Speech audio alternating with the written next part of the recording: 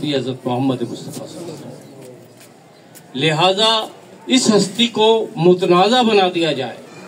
اس ہستی کو تنازع کا شکار کر دیا جائے، اور اگر اس ہستی کو متنازع بنانے میں ہم کامیاب ہو گئے تو یہ آپس میں الجھ پڑیں گے، آپس میں دست و گریبان ہو جائیں گے، اور ان کے لڑنے کی وجہ سے ہم 100 سال تک بر صغیر پر حکومت کر سکیں گے۔ اس منصوبے کے تحت انگریز نے ہندوستان میں قادیان کے مقام سے مرزا غلام احمد کا انتخاب کیا اور اسے اس بات کے لیے تیار کیا کہ ابتداً وہ ایک مبلغ کی حیثیت سے آیا، اسلامی تعلیمات کو عام کرنے کی حیثیت سے آیا، بعد میں آہستہ آہستہ درجہ بدرجہ اس نے اپنی نبوت کا اعلان کر دیا اور اس نے کہا کہ میں اللہ کا نبی ہوں۔ جیسے ہی یہ اعلان ہوتا ہے مسلمانوں میں انتشار پیدا ہو جاتا ہے، غم و غصے کی کیفیت سے مسلمان دوچار ہو جاتے ہیں، کیونکہ ہمارے آخری نبی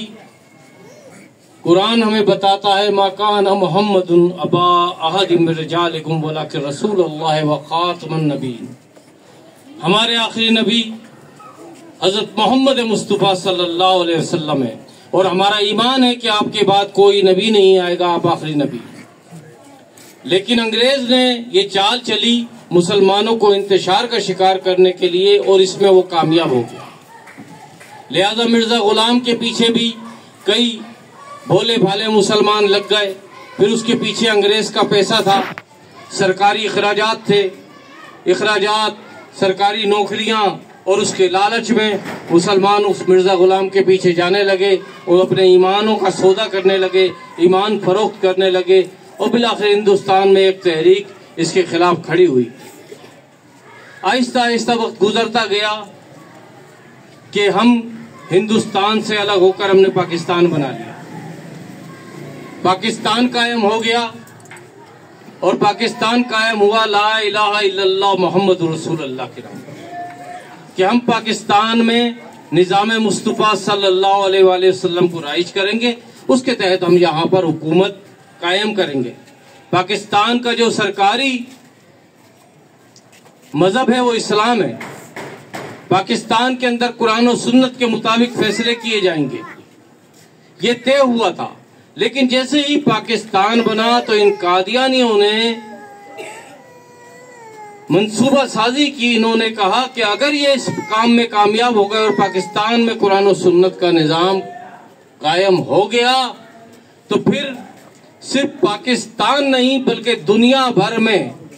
یہ ایک ایسی مضبوط ریاست قائم ہو جائے گی جو ہمیں پوری دنیا سے اکھاڑ کر پھینک دے گی۔ لہذا کیا ہوا کہ پاکستان بنتے ہی پاکستان کے جو اکابرین تھے، ہمارے قائد اعظم محمد علی جناح، آپ کو زہر دیا گیا اور آپ کو ختم کر دیا گیا۔ خان لیاقت علی خان کو سر عام گولی مار دی گئی، ہمارے جو قائدین تھے انہیں راستے سے ہٹا دیا گیا، اور ہٹانے کے بعد پھر یہ قادیانی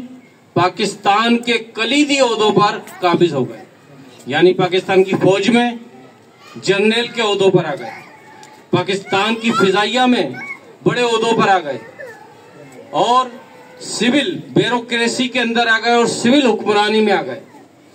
اب کیا ہوتا، 27 سال تک ہم یہ جدوجہد کرتے رہے، ہم قادیانیوں کے خلاف جدوجہد کرتے، جو علماء قادیانیوں کے خلاف اٹھتے انہیں جیلیں ہو جاتی، انہیں پھانسی گھاٹ پہ لٹکا دیا جاتا، پھانسی دے دی جاتی، طلباء نکلتے طلباء کو مروا دیا جاتا، اس حد تک کہ 1953 تک 10,000 افراد، 10,000 مسلمان کلمہ گو قادیانیوں نے شہید کروا دیے 1953 تک۔ اس کے بعد بھی یہ تحریک الحمدللہ چلتی رہی اور 1974 آ گیا۔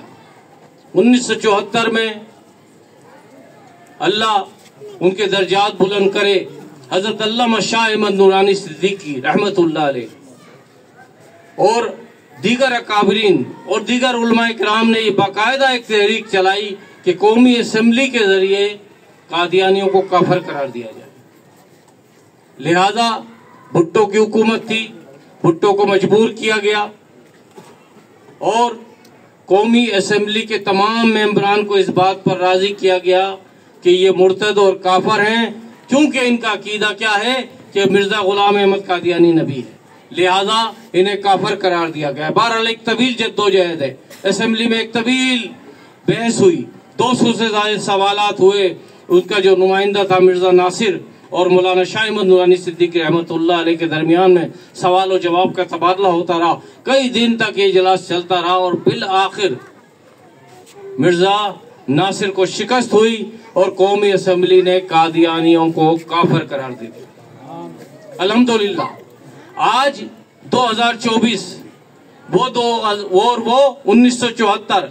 آج الحمدللہ 50 سال اس کارنامے کو مکمل ہو گئے۔